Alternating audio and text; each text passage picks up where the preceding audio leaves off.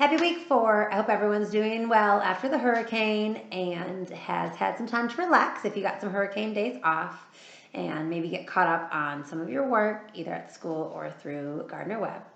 I know that I was able to get some stuff done, and I have started to look at your grading that you turned in for week 3, and it's super exciting to see your IC maps coming together and all the conversation that you're having on the discussion board. So those grades should be done by the end of the day tomorrow, and if there's any questions, feel free to just email me, and I will be glad to answer them. And Keith, I did just get your email, so I will be responding to you when I'm done with this video. And if you look at week 4, there are 3 things that you need to read this week. So you have chapter 4 in the Holland Horde text. And when you look through chapter 4, you're going to see stages of concern, and that's going to be a big topic that you will read about in chapter 4. And then one of your discussion board posts will specifically focus on those stages of concern and how you, during a change process, how you measure those different stages of concern. And then you will want to definitely reference chapter 4 in the implementing change text in your response. For that response, you do need to respond to at least 1 peer. So please make sure that your week 4 implementing change post is done by Sunday night so that you can respond by Tuesday night. Then the other 2 texts that you will read will have to do with your evidences. So you'll read part 3 in Graham and Farrader, and that will go along with your PLCP update. So you will be briefly describing an area that you are going to meet through your PLCP, and then you'll talk about which resources specifically from Graham and Farrader that you could use in addressing that priority. The other thing I want you to remember with your PLCPA update is that you need to be keeping up with your clinical experience log. So Dr. Putnam has asked that we do check-ins with the clinical experience log to make sure that everyone understands what they're supposed to be doing and has been keeping up with it.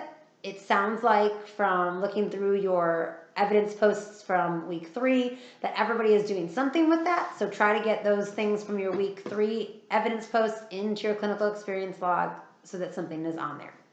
I will check those at our week 6 class meeting and just kind of review them with you, give you some feedback, and let you know how they're moving along.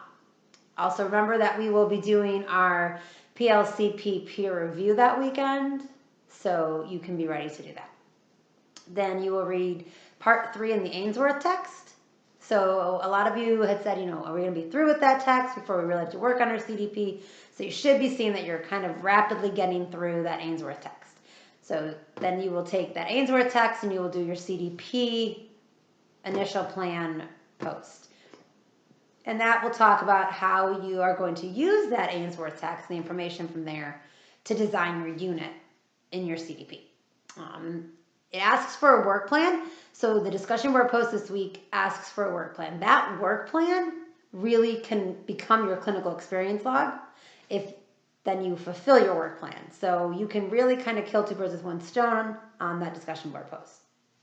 And the final one, again, pulls back to your full text that you read in week 3, but also brings into account your Holland Horde text, your Graham and Farrader text, and some of your Ainsworth text as well. So you're talking about leading others and how the evidences that you are using help you to lead others. And then as you review the rubrics, week 4 leading others discussion board post is helping to build the research-based strategies that you use in each of the evidences in your final review. So again, all of your week 4 posts, really other than the implementing change chapter 4 post, can intentionally be used in your final evidences.